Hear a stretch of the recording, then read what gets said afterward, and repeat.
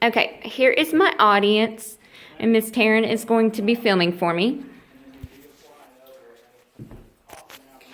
Okay, my name is Faith, and I'm going to be telling you about Arnold Chiari malformation.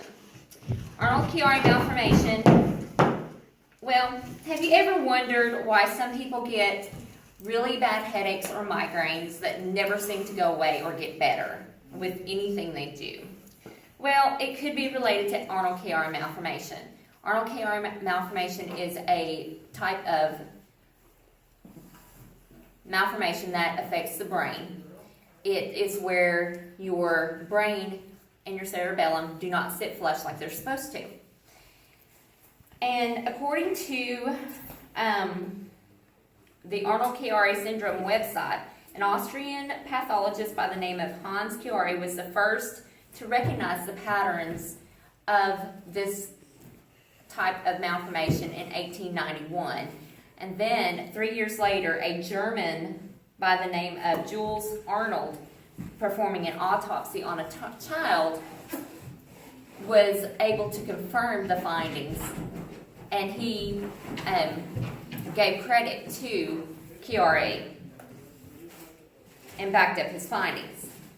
So Arnold Chiari can go undiagnosed. If you don't have symptoms, they won't take you for it. But it can go undiagnosed, and it can be as simple as migraines and headaches to birth defects. So,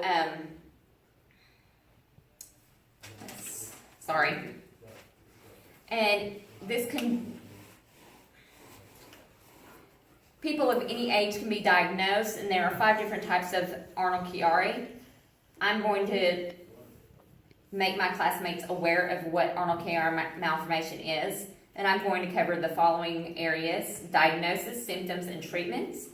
First, the diagnosis, the 5 types of Arnold Chiari malformation. There's types 1 through 4, and there's recently a type 0, and type 0 is kind of controversial, so they didn't list it on the board. So type 0, they're not too sure about, so they're not really, it's still under study. Type 1, according to the Mayo Clinic website, type 1 and type 2 are the most common. Type 1 signs and symptoms usually appear in adolescence, late childhood, early adulthood. Type 1 is diagnosed by CT, MRI, or X-ray. Type 2 is usually found by an ultrasound during pregnancy and can be diagnosed after birth or in early infancy. According to the Mayfield Chiari Center website, there are newly identified forms of Chiari, which I already discussed. That was the Chiari 0, and that is with no herniation. Type 3, according to John Hopkins' website, occurs when the back of the brain protrudes out of an opening in the skull area. And this is type 1 up on the screen, and that is what I have, is where the cerebellum just isn't sitting where it's supposed to, and it's going down where the spinal cord goes up through the skull. And this is type 2. It's just a little bit more pronounced. And this is type 3. Type 2 and type 3 are more rare. Type 3 is more of spina bifida, so it's type 2. And type 4 is very rare and often fatal. It's where the cerebellum is protruding and it doesn't develop properly. And that is type 4. I'm sorry guys, I didn't want to show you that. Okay. So, there you go. There are many symptoms associated with Arnold Chiari malformation. With type 1, you can have, and these are all according to the Mayfield Clinic, or the Mayo Clinic. Type 1 is headaches, often severe, neck pain, balance issues, poor hand coordination, numbness, tinglings in the hands and feet, dizziness, difficulty swallowing sometimes, vision problems, speech problems, ringing in the ears, weakness, slow heart rhythms, curvature of the spine, and abnormal breathing. Type 2, where there's a greater amount of tissue that extends into the spinal canal.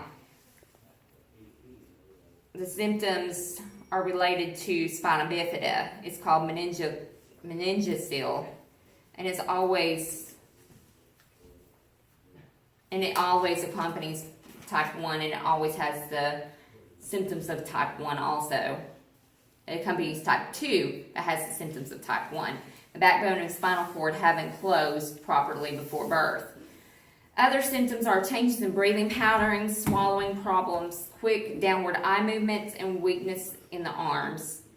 And according to the Arnold Chiari syndrome.org, type 3 is very rare and occurs when infants' skulls have not completely fused together in the womb, resulting in the section of the brain that lays outside of the head.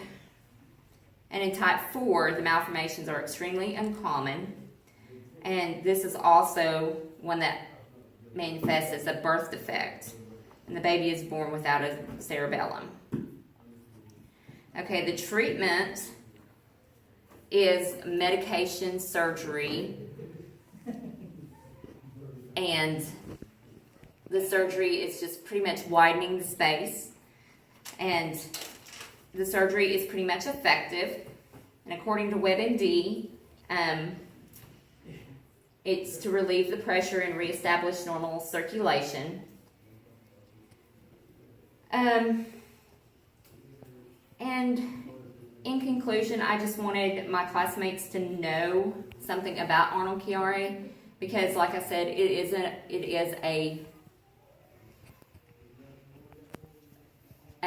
something that affects, it's not really something that is well known. It is a quite rare disease. It affects 1 in 1,000 births according to the Mayo Clinic. So when someone says they have a headache that won't go away, it might just be something that is a little more than just a headache. Thank you. Have a good night, everybody. There's my audience. Thank you, girls.